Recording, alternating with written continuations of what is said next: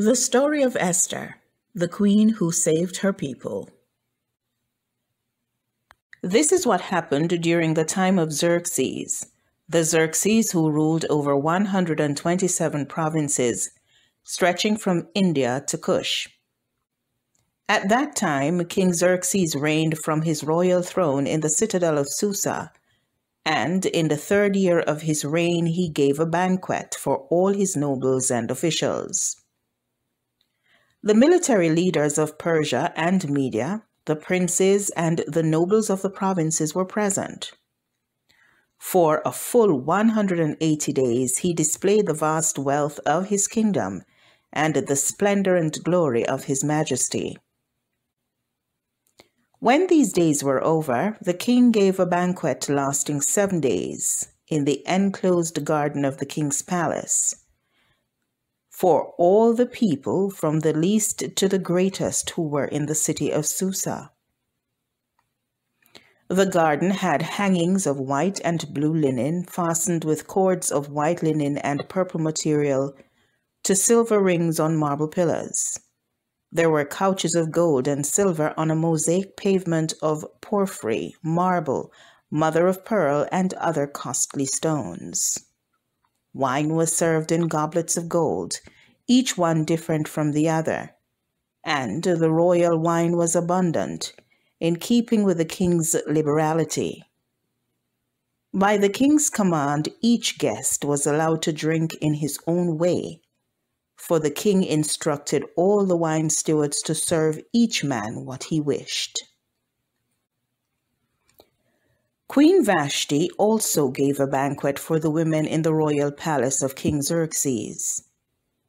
On the 7th day, when King Xerxes was in high spirits from wine, he commanded the 7 eunuchs who served him, Mehuman, Biztha, Harbona, Bigtha, Abagtha, Zathar, and Carcas, to bring before him Queen Vashti wearing her royal crown, in order to display her beauty to the people and nobles, for she was lovely to look at. But when the attendants delivered the king's command, Queen Vashti refused to come.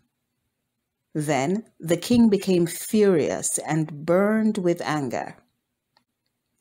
Since it was customary for the king to consult experts in matters of law and justice, he spoke with the wise men who understood the times and were closest to the king: Karshena, Shethar, Admatha, Tarshish, Merez, Marsena, and Memucan, the 7 nobles of Persia and Media who had special access to the king and were highest in the kingdom.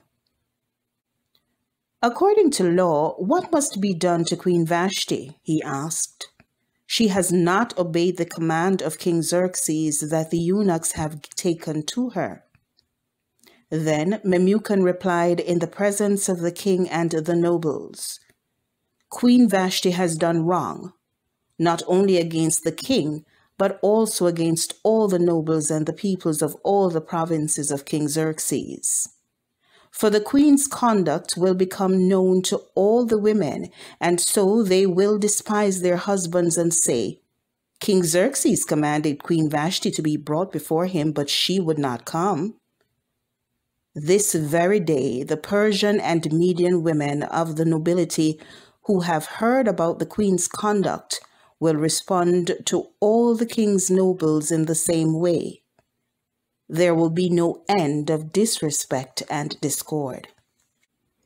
Therefore, if it pleases the king, let him issue a royal decree, and let it be written in the laws of Persia and Media, which cannot be repealed, that Vashti is never again to enter the presence of King Xerxes. Also, let the king give her royal position to someone else who is better than she. Then, when the king's edict is proclaimed throughout all his vast realm, all the women will respect their husbands from the least to the greatest. The king and his nobles were pleased with this advice, so the king did as Memucan proposed. He sent dispatches to all parts of the kingdom, to each province in its own script, and to each people in its own language, proclaiming in each people's tongue that every man should be ruler over his own household.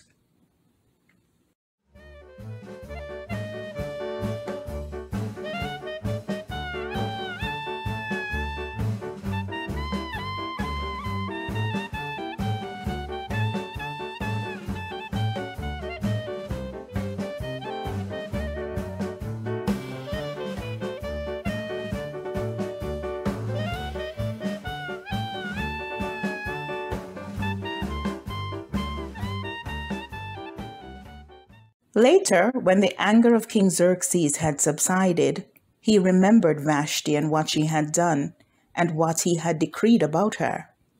Then the king's personal attendants proposed, "Let a search be made for beautiful young virgins for the king.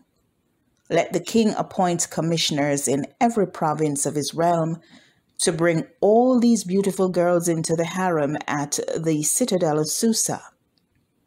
Let them be placed under the care of Haggai, the king's eunuch, who is in charge of the women. And let beauty treatments be given to them. Then let the girl who pleases the king be queen instead of Vashti." This advice appealed to the king, and he followed it. Now there was in the citadel of Susa a Jew of the tribe of Benjamin named Mordecai, son of Jair, the son of Shimei, the son of Kish, who had been carried into exile from Jerusalem by Nebuchadnezzar, king of Babylon, among those taken captive with Jehoiakim, king of Judah. Mordecai had a cousin named Hadassah, whom he had brought up because she had neither father nor mother. This girl, who was also known as Esther, was lovely in form and features, and Mordecai had taken her as his own daughter when her father and mother died. When the king's order and edict had been proclaimed, many girls were brought to the citadel of Susa and put under the care of Haggai. Esther also was taken to the king's palace and entrusted to Haggai, who had charge of the harem. The girl pleased him and won his favor. Immediately he provided her with her beauty treatments and special food. He assigned to her 7 maids selected from the king's palace and moved her and her maids into the best place in the harem.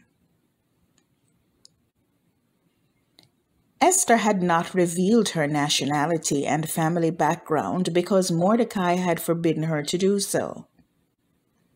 Every day he walked back and forth near the courtyard of the harem to find out how Esther was and what was happening to her. Before a girl's turn came to go into King Xerxes, she had to complete 12 months of beauty treatments prescribed for the women. 6 months with oil of myrrh and 6 with perfumes and cosmetics. And this is how she would go to the king. Anything she wanted was given her to take with her from the harem to the king's palace. In the evening she would go there, and in the morning return to another part of the harem to the care of Shashgash, the king's eunuch who was in charge of the concubines. She would not return to the king unless he was pleased with her and summoned her by name. When the turn came for Esther, the girl Mordecai had adopted, the daughter of his uncle Abihail, to go to the king, she asked for nothing other than what Haggai, the king's eunuch who was in charge of the harem, suggested. And Esther won the favor of everyone who saw her. She was taken to King Xerxes in the royal residence in the 10th month, the month of Tevet, in the 7th year of his reign. Now the king was attracted to Esther more than to any of the other women, and she won his favor and approval more than any of the other virgins. So he set a royal crown on her head and made her queen instead of Vashti. And the king gave a great banquet, Esther's banquet, for all his nobles and officials.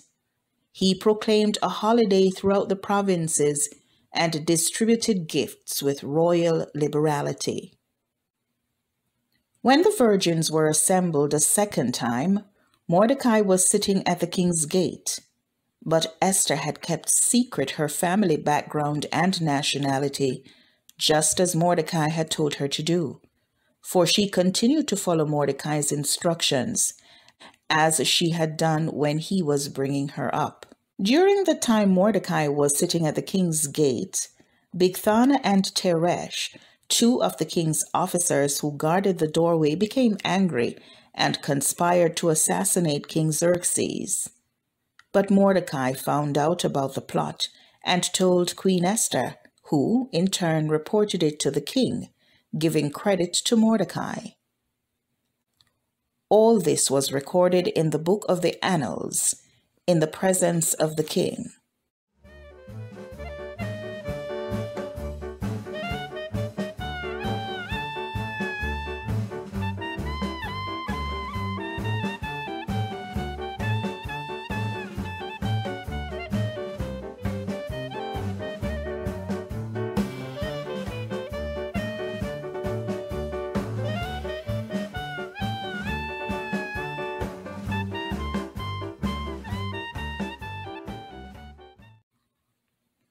After these events, King Xerxes honored Haman, son of Hammedatha, the Agagite, elevating him and giving him a seat of honor, higher than that of all the other nobles. All the royal officials at the king's gate knelt down and paid honor to Haman, for the king had commanded this concerning him.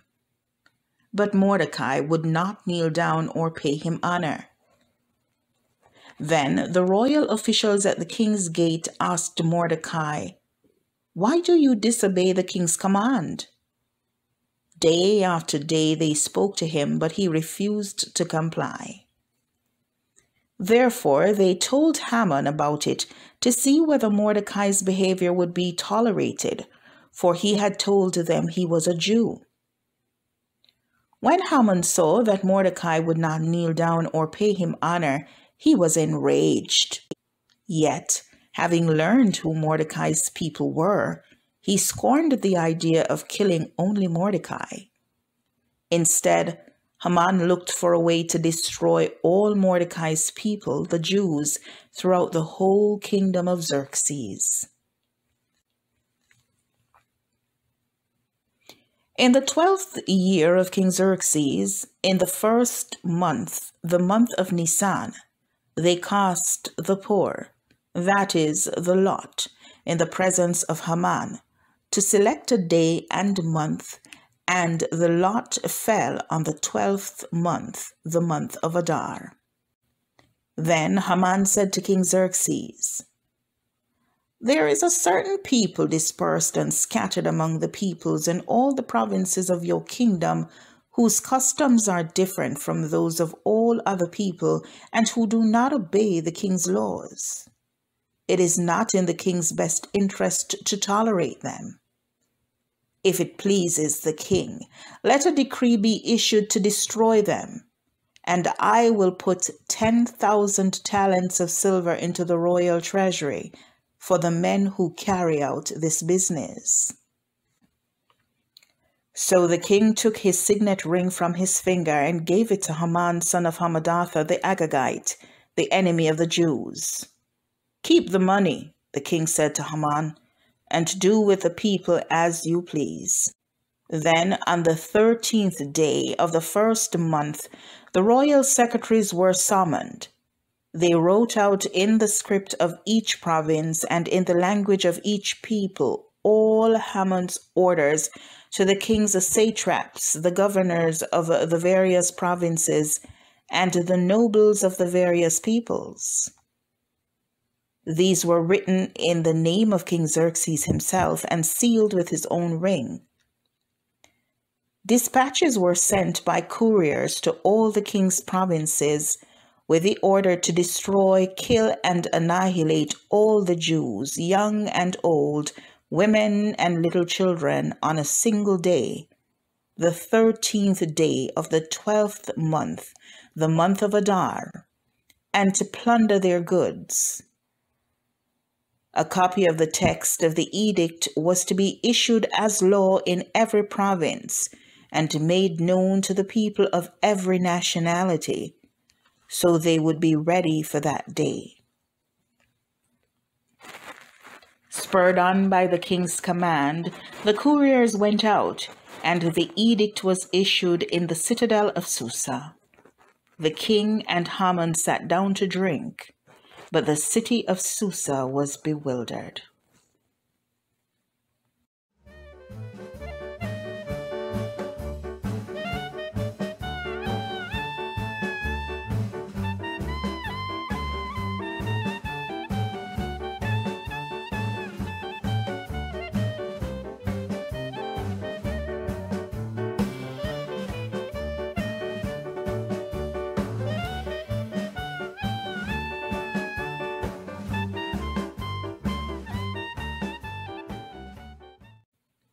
When Mordecai learned of all that had been done, he tore his clothes, put on sackcloth and ashes, and went into the city, wailing loudly and bitterly.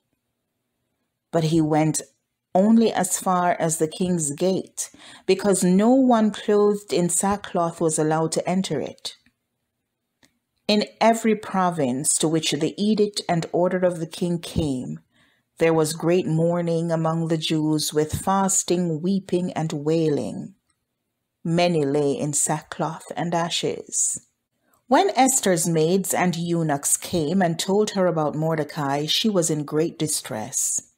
She sent clothes for him to put on instead of his sackcloth, but he would not accept them. Then Esther summoned Hathach, one of the king's eunuchs assigned to attend her, and ordered him to find out what was troubling Mordecai and why. So Hathach went out to Mordecai in the open square of the city in front of the king's gate.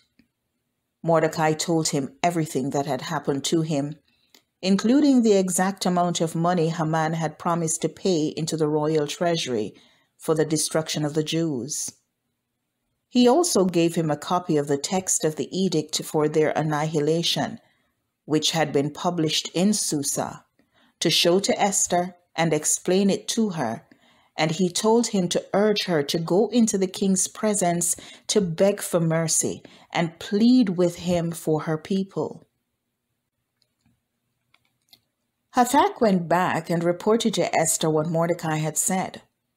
Then she instructed him to say to Mordecai, "All the king's officials and the people of the royal provinces know that for any man or woman who approaches the king in the inner court without being summoned, the king has but one law, that he be put to death.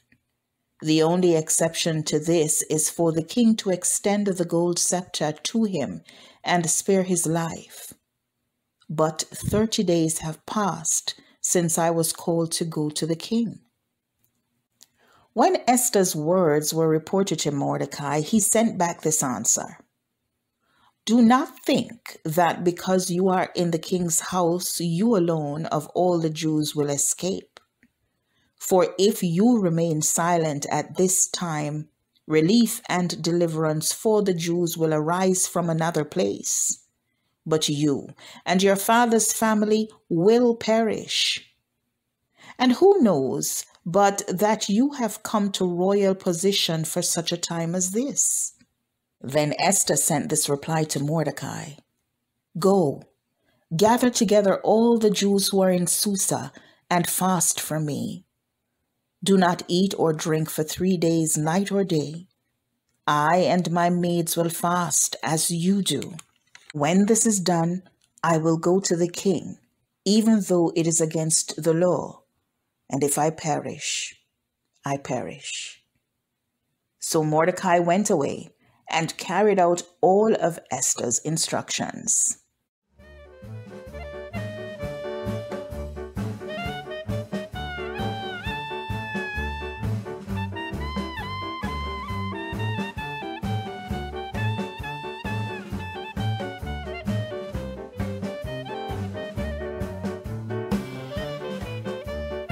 On the third day, Esther put on her royal robes and stood in the inner court of the palace in front of the king's hall. The king was sitting on his royal throne in the hall, facing the entrance. When he saw Queen Esther standing in the court, he was pleased with her and held out to her the gold scepter that was in his hand. So Esther approached and touched the tip of the scepter. Then the king asked, "What is it, Queen Esther? What is your request? Even up to half the kingdom it will be given you." "If it pleases the king," replied Esther, "let the king together with Haman come today to a banquet I have prepared for him."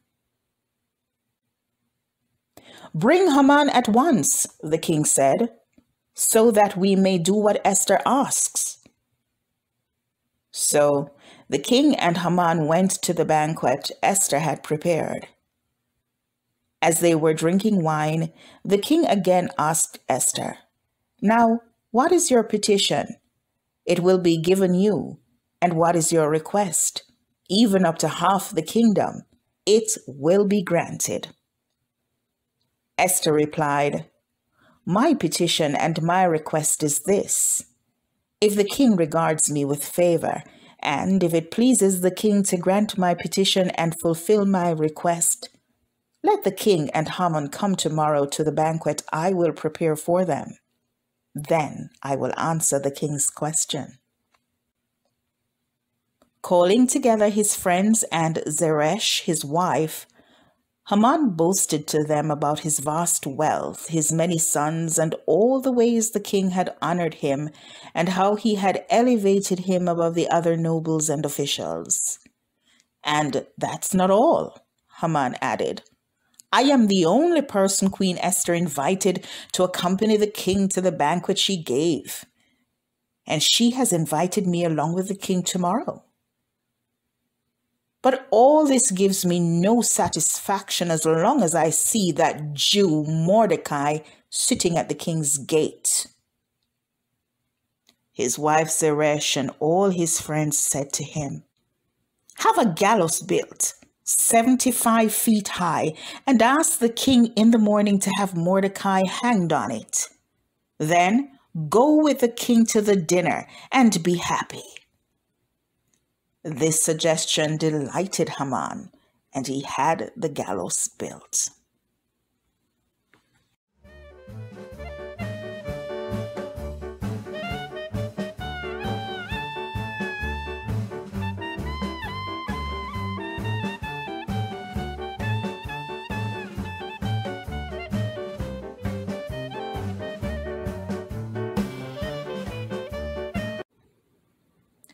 That night the king could not sleep, so he ordered the book of the Chronicles, the record of his reign, to be brought in and read to him. It was found recorded that Mordecai had exposed Bigthana and Teresh, two of the king's officers who guarded the doorway, who had conspired to assassinate King Xerxes. "What honor and recognition has Mordecai received for this?" the king asked. "Nothing has been done for him," his attendants answered. The king said, "Who is in the court?" Now Haman had just entered the outer court of the palace to speak to the king about hanging Mordecai on the gallows he had erected for him. His attendants answered, "Haman is standing in the court." "Bring him in," the king ordered. When Haman entered, the king asked him, "What should be done for the man the king delights to honor?" Now Haman thought to himself, "Who is there that the king would rather honor than me?" So he answered the king, "For the man the king delights to honor, have them bring a royal robe the king has worn and a horse the king has ridden, one with a royal crest placed on its head. Then let the robe and horse be entrusted to one of the king's most noble princes. Let them robe the man the king delights to honor and lead him on the horse through the city gates, proclaiming before him, 'This is what is done for the man the king delights to honor.' Go at once," the king commanded Haman. "Get the robe and the horse and do just as you have suggested for Mordecai the Jew who sits at the king's gate. Do not neglect anything you have recommended." So Haman got the robe and the horse. He robed Mordecai and led him on horseback through the city streets, proclaiming before him, "This is what is done for the man the king delights to honor." Afterward, Mordecai returned to the king's gate. But Haman rushed home with his head covered in grief and told Zeresh, his wife, and all his friends everything that had happened to him. His advisors and his wife Zeresh said to him, "Since Mordecai, before whom your downfall has started, is of Jewish origin, you cannot stand against him. You will surely come to ruin." While they were still talking with him, the king's eunuchs arrived and hurried Haman away to the banquet Esther had prepared.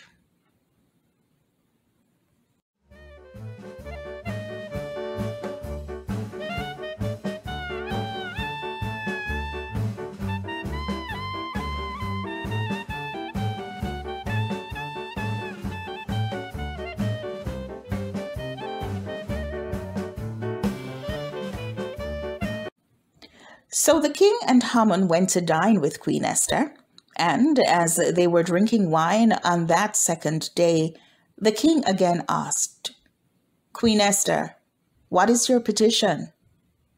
"It will be given you. What is your request?" "Even up to half the kingdom, it will be granted." Then Queen Esther answered, "If I have found favor with you, O king, and if it pleases your majesty, grant me my life. This is my petition, and spare my people. This is my request.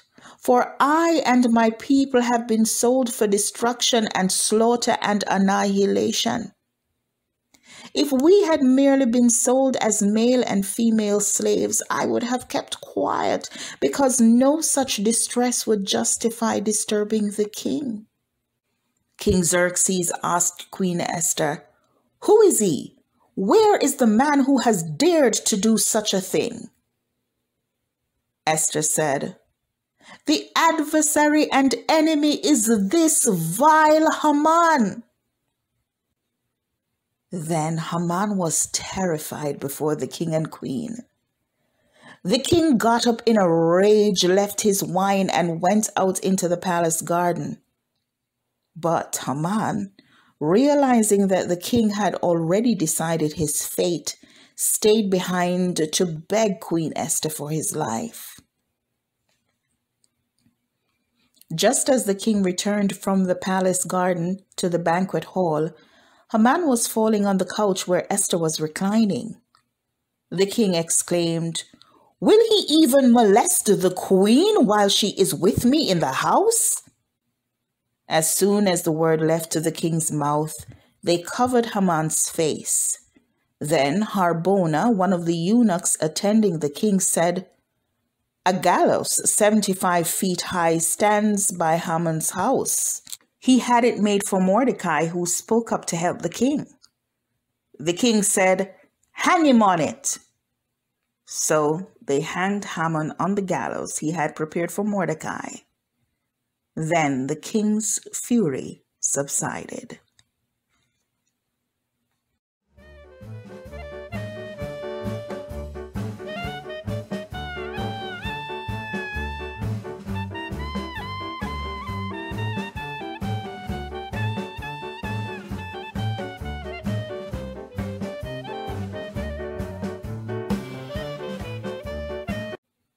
That same day, King Xerxes gave Queen Esther the estate of Haman, the enemy of the Jews.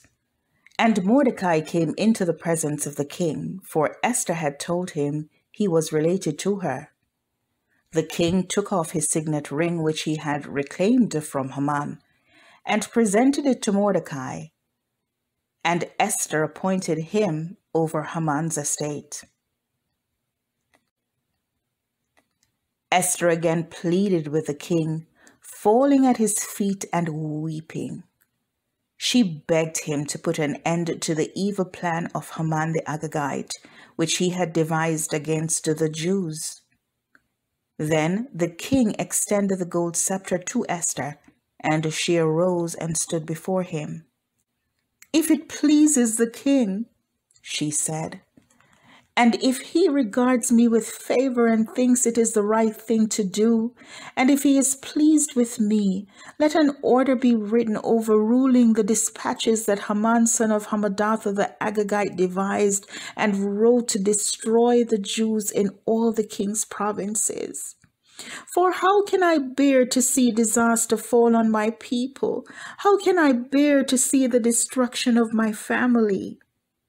King Xerxes replied to Queen Esther and to Mordecai the Jew, "Because Haman attacked the Jews, I have given his estate to Esther, and they have hanged him on the gallows. Now, write another decree in the king's name in behalf of the Jews, as seems best to you, and seal it with the king's signet ring. For no document written in the king's name and sealed with his ring can be revoked." At once the king's secretaries were summoned.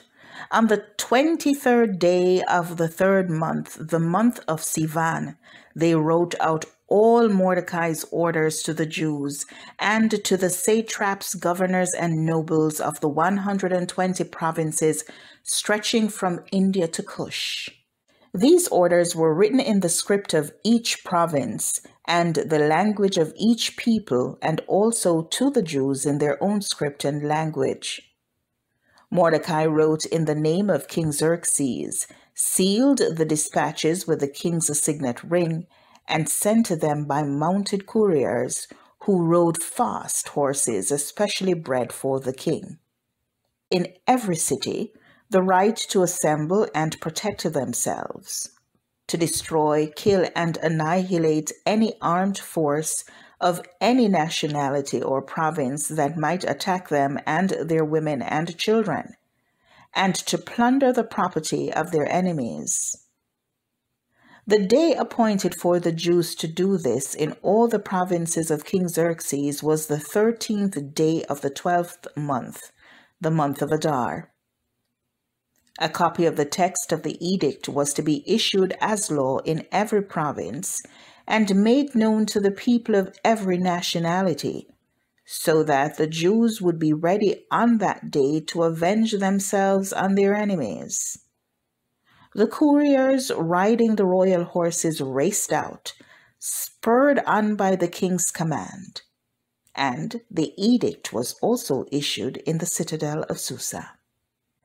Mordecai left the king's presence wearing royal garments of blue and white, a large crown of gold, and a purple robe of fine linen. And the city of Susa held a joyous celebration. For the Jews it was a time of happiness and joy, gladness and honor. In every province and in every city, wherever the edict of the king went, there was joy and gladness among the Jews with feasting and celebrating. And many people of other nationalities became Jews, because fear of the Jews had seized them.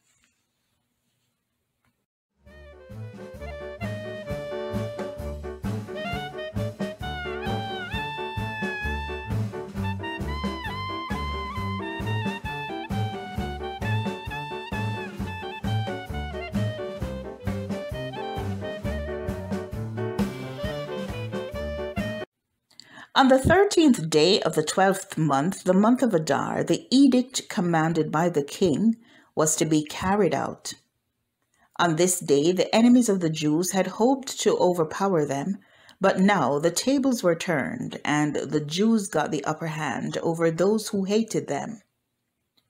The Jews assembled in their cities in all the provinces of King Xerxes to attack those seeking their destruction.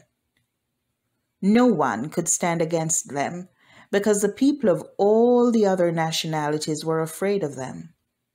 And all the nobles of the provinces, the satraps, the governors, and the king's administrators helped the Jews, because fear of Mordecai had seized them.